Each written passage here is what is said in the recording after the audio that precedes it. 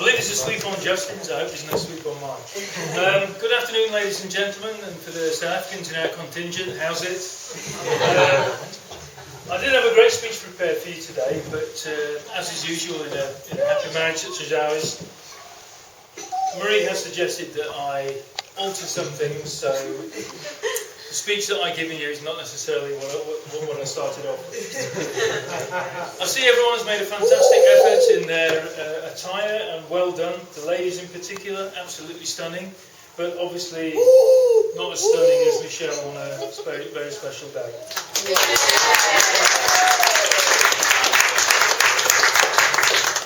Not all of you will know me, so I'll briefly introduce myself, ladies and gentlemen. I'm the proud father of the groom, Justin. And I stand before you today to welcome you all in the celebration on behalf of the new married couple, Justin and his gorgeous wife, Michelle. Moreover, please allow me to extend my wife and my deepest gratitude to all of you for taking the time to join us as we witness this very special occasion. Some of you travelled a long way to be here, especially Justin's granddad, sitting on my left-hand side, who has left the warmth of South Africa to brave the English summer, which we have to know. The sun does shine on the righteous. And for always being there and we'd like to thank him for always being there for the support of Justin and much to the amusement, I think, of Michelle.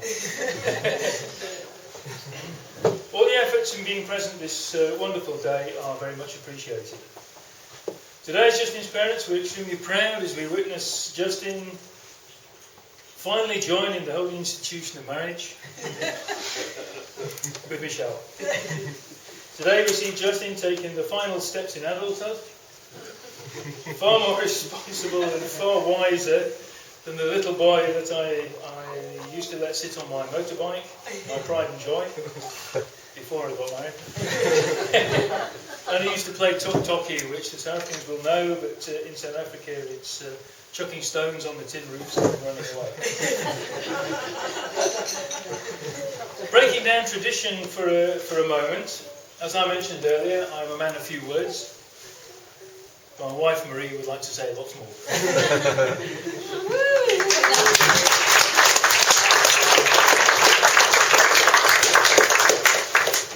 Again, I'm very nervous, so we're just going to wing this one.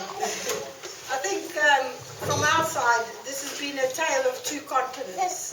When Justin first met Michelle, he was actually in England on his own, without his mother by his side. Without his mother. And he used to miss his mother a lot. So first of all, I'd like to thank Estelle and Wendy for being his surrogate mother whilst I have not been around. But he never told me that he had met a girlfriend. It took a while. And then I was coming over in the August of the year, and he says, "Mother, I've actually met a girlfriend." So I said, "Oh, that's lovely, Justin." He says, "But she's a bit younger than me." So I said, "Oh, that's lovely, Justin. I will meet her when I come across."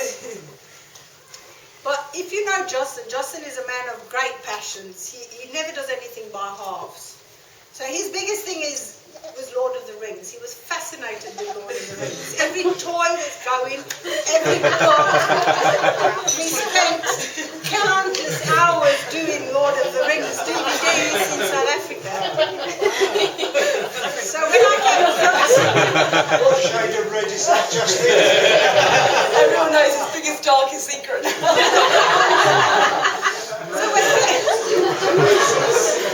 when I came across, I thought, well, this would be lovely because the Lord of the Rings stage show had just come out. So I thought, oh, Justin is going to love this. So he says, "No, can you bring Michelle?" who I had still not met. So I said, "Of course you can bring Michelle."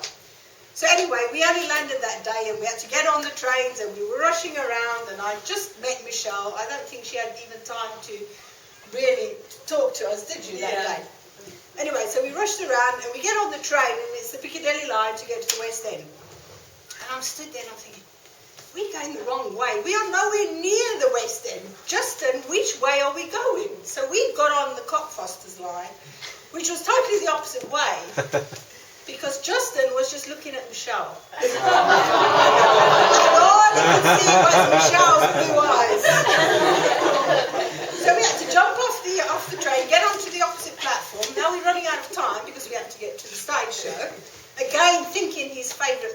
obsession is Lord of the Rings. Anyway, so we managed to get there in time. If you ask Justin today what was the stage show about, I don't think he knows, because all he did was look at Michelle. And I think there was some drunkard next to us who was actually sleeping, wasn't he? So, you know, his great passion had changed for Michelle. It was no longer Lord of the Rings. Yay!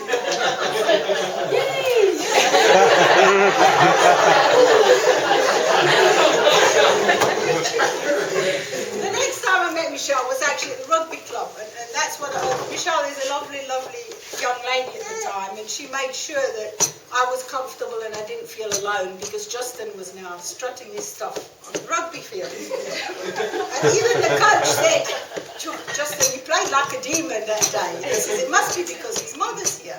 So I said, no, I think it was because Michelle was there. And I remember Michelle kicking this ball over the post, and Justin's eyes were just, Mother, did you see it? And I could just see my child was madly in love with Michelle. So that was my first meeting of Michelle actually in England. Next time we met was actually in South Africa when they came out on holiday. So I think for Michelle it was quite nerve-wracking getting to know us. And as we say, it's a tale of two continents. So 4 years of Justin's life was here and we were still in South Africa. So the first time we came, the other passion that Justin has is cars. Unfortunately, his brother-in-arms is not here, which is Tony, but I'm sure anybody who works with Justin, such as Alistair, or John, or Estelle, I've had endless conversations about cars.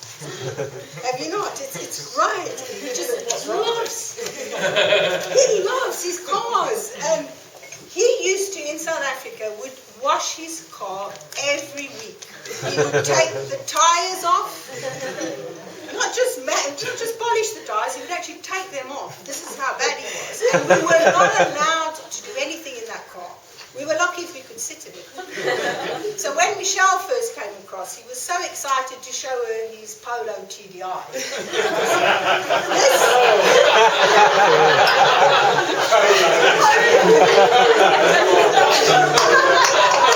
was 1.9. It was a 1.9. It was his bride and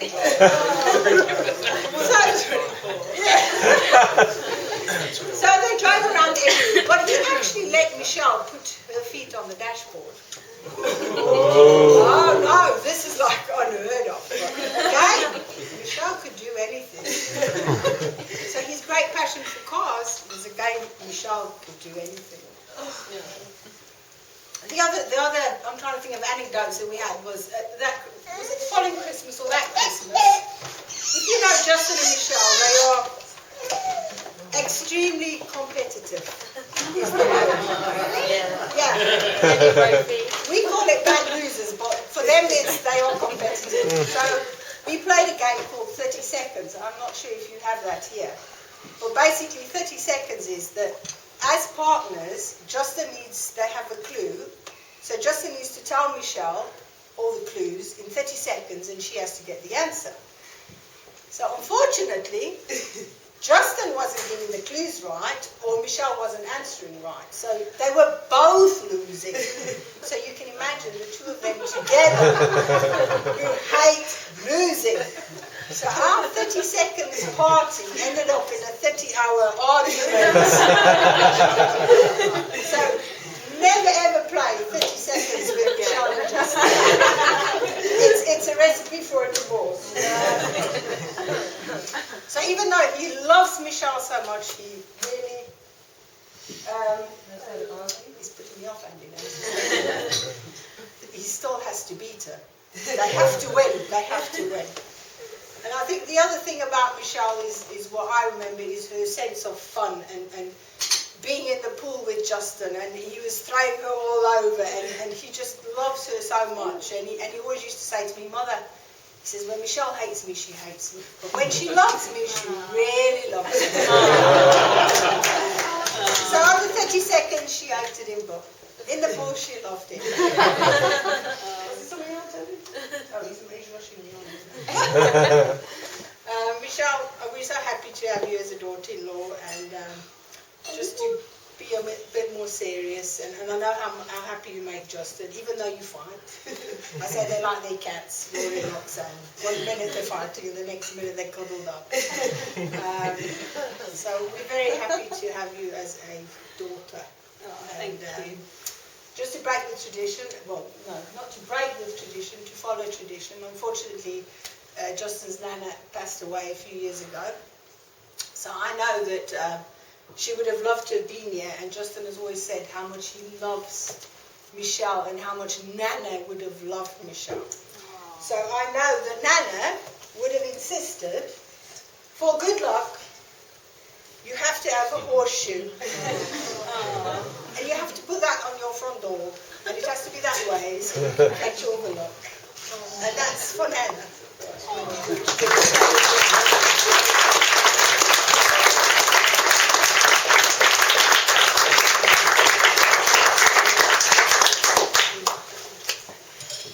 So thank you. We're going to do a little bit more. We're not done yet.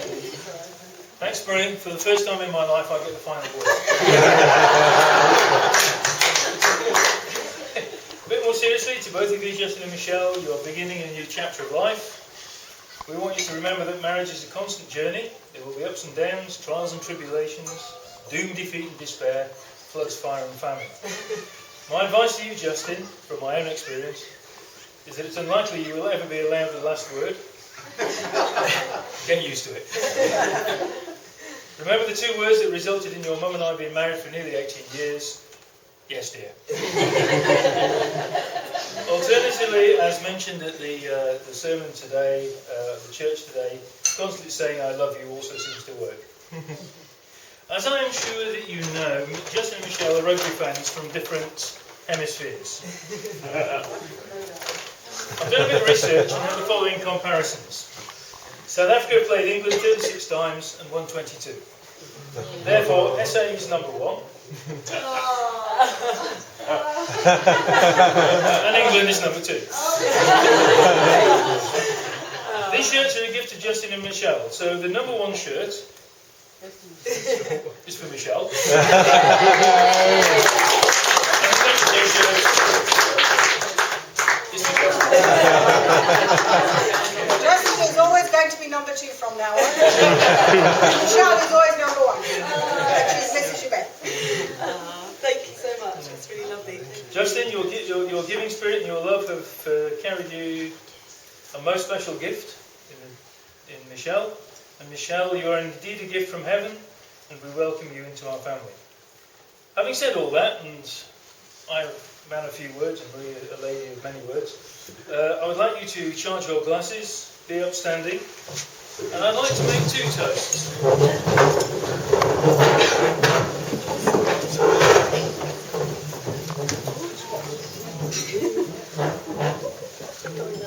The first toast, may your marriage be an exciting journey and a constant joy to both of you.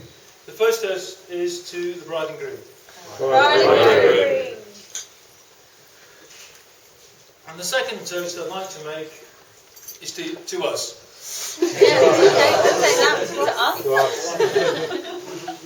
Thank you very much. Thank you. Bye, donkey. Why not?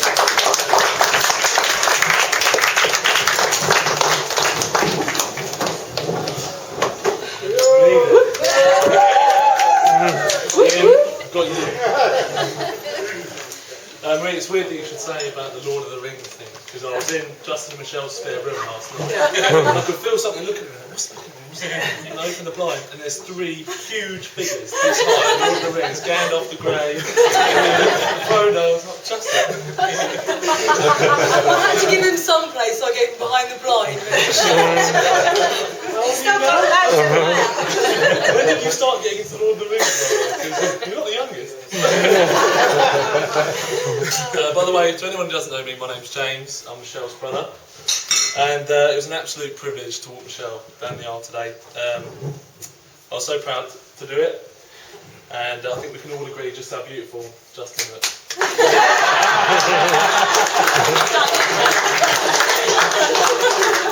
Michelle, you look beautiful as you always have done, from the days of your curly blonde little afro and your chubby little legs, with your lovely brown hair and chubby little legs. Again, I'd like to thank everyone who come to celebrate. I know I was going to thank someone who's travelled very far, but you've already done that, so I won't do that again. I think it just speaks volumes that you've got this amount of people to come here and celebrate a special day with you. It was a lovely ceremony. The food was good. The beer was always great. The day has been lovely. So yeah, thankful for that. I was planning on bringing up some embarrassing stories from Michelle.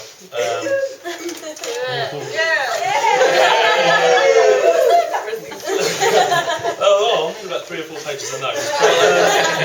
That's not what I wanted to do this time. Instead, I wanted to tell Michelle just how proud I am of her.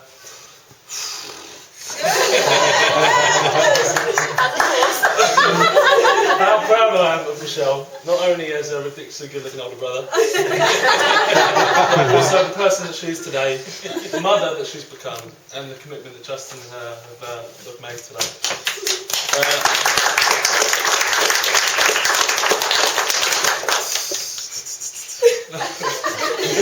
And I'm sure that if Kristen is a woman like Michelle, Justin would be as proud a father as I am a brother.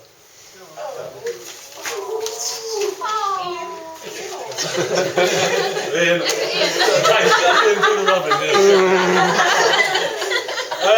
Michelle's my only younger sister, and she's always been the one that I felt I could look out for, guide, protect.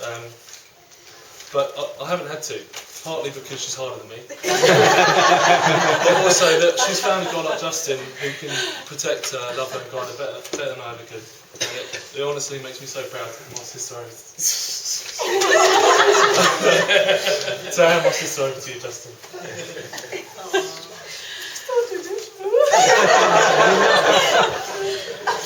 You've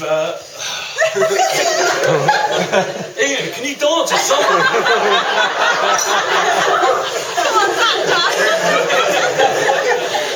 You've been part of the furniture for a long time, but I'd like to officially welcome you to the family. I've got that super for you because you know what you're letting yourself do. Give these lot a drop of alcohol in them. Like all brothers and sisters, Michelle and I, we've had our fallouts. But after all the kicking, screaming, fighting, punching, black eyes, Michelle finally agreed to stop beating me up. I think it was around then that I decided to hang up my rugby boots and hand them over to Michelle, who took to rugby like a large lesbian.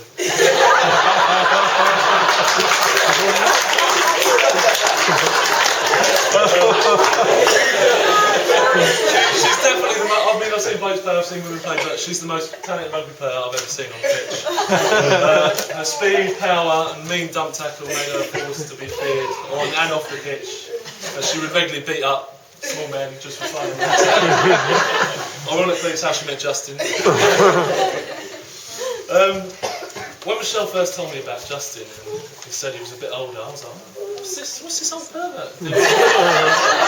Little sister, what's up? You know? I wanted to get him around the house, I wanted to, see what he's about, intimidate him a little. That was until I saw his head floating above our 6 foot fence. From then on, I knew he was going to be a great guy. Unfortunately for him, I didn't have to get thunder and lightning on the case.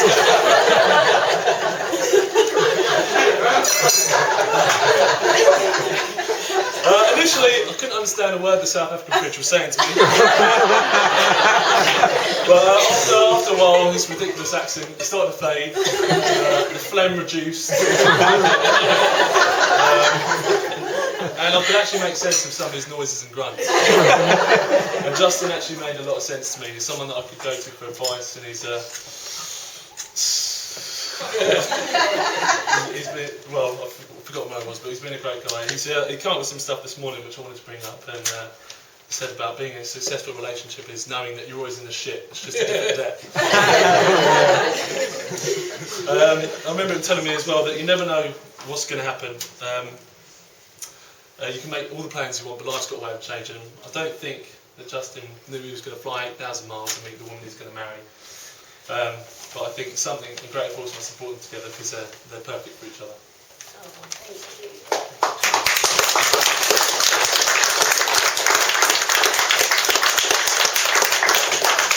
Justin, I'm genuinely honoured to call you my brother-in-law. I'm so pleased for Michelle. And I'd like to thank you both as well for allowing me to do the speech. I haven't got you any gifts, unlike Marie and Andy, but you can have my jam. I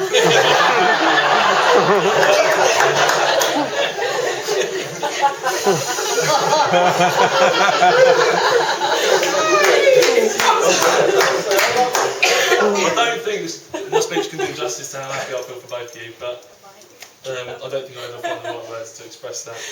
I would now like everyone to raise a toast with me. The toast has been made by the Groom, so I want to raise it all to family and friends that are here today. Thank you very much. To family and friends. Cheers, thank you.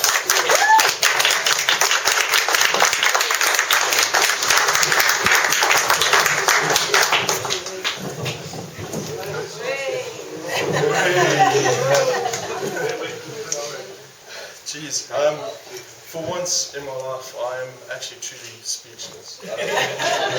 I actually couldn't bank on, before I even carry on with the speech, I think whoever in the backs with that bet, Martin, I think probably I'm going to be here till Tuesday.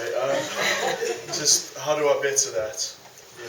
James, Mom, Brandon, how do I better that? I don't know. I will certainly do my best. Because we're competitive. No, in all seriousness aside, just my wife and I. My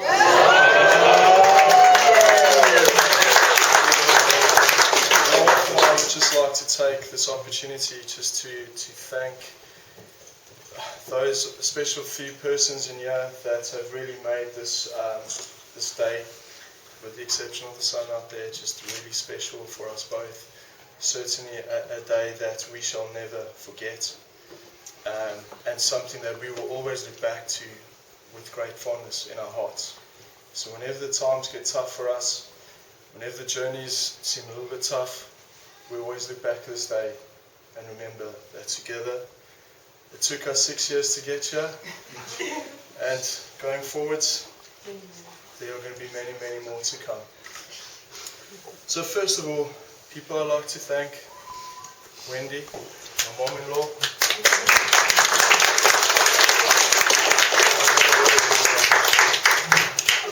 No, that's fine. We've got gifts, we'll give them gifts. Wendy, I'm still going to struggle to call you Wendy. It's always been Mrs. Brophy. And she's always, please don't call me that. But just to echo the words that my mom had said, yourself, when Michelle came into my life, you sort of took me under your wing. I wasn't at the best of places at the time, to be honest with all of you, but I've never met a bigger bunch of people with bigger hearts in this world. And Estelle, everyone knows, especially you are, when I had my hard times as a person, remembering me, reminding me of the South African I should be, and pull the bridge and get over whatever it was I was feeling at the time. Just thank you very much. But yes, how do you say something in 5-10 minutes that is about 6 years worth of history and going forwards? It's incredibly difficult, and at the same time, I like to think that Michelle and I have shown each and every one of you in our lives, we have tried to live and be the best persons we can be. So if I keep them brief, I do apologize, but I do hope that we have shown over the years how grateful we are to have each and every single one of you in our lives. Some of you I haven't actually met in person, but I've heard a lot about you. Uncle Roy, I've heard a lot about you, a lot of great things. That's what I mean. So although people haven't directly been part of my life, they have influenced me in so many ways. Okay.